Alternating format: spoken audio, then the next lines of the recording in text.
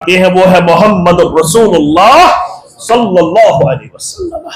इसलिए गैरों का मानना है रसूलुल्लाह सल्लल्लाहु अलैहि वसल्लम इस दुनिया में हमारे लिए कुदवा है, हमारे लिए आइडियल है, हमारे लिए नमूना है, हमारे लिए अल्लाह की तरफ से भेजे हुए आखिरी रहबर और रहनुमा है।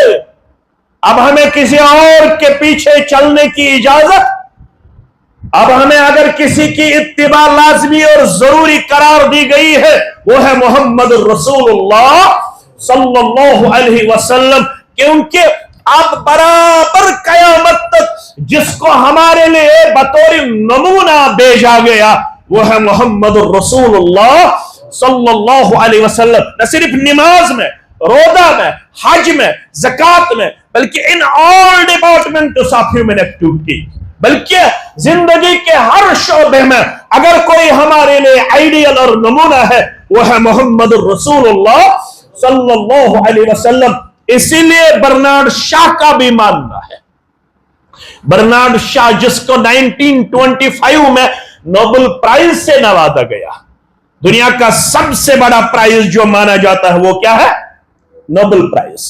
1925 में बर्नार्ड शॉ को यह इनाम दिया गया।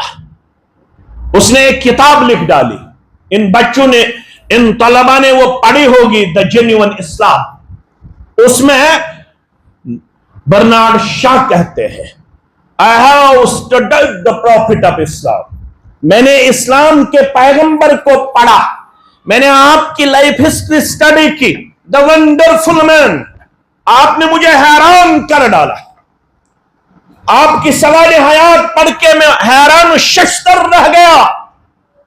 आपने दुनिया में जो तालीमात पेश की उन तालीमात को पढ़ के मैं हैरान शश्तर रह गया। अब किसी और की जरूरत नहीं है, अब किसी और के पीछे चलने की इजाजत। The wonderful man, in my opinion he must be called the savior of humanity। कौन कहता है? Bernard Shaw. अगर मुझसे पूछा जाए इस दुनिया में हमें कब और कैसे नजात मिलेगी तो मैं बर्नार्ड शॉ कहता हूं, हम सबको रसूलुल्लाह सल्लल्लाहु अलैहि वसल्लम, हम सबको इस्लाम के पैगंबर के पीछे चलना होगा।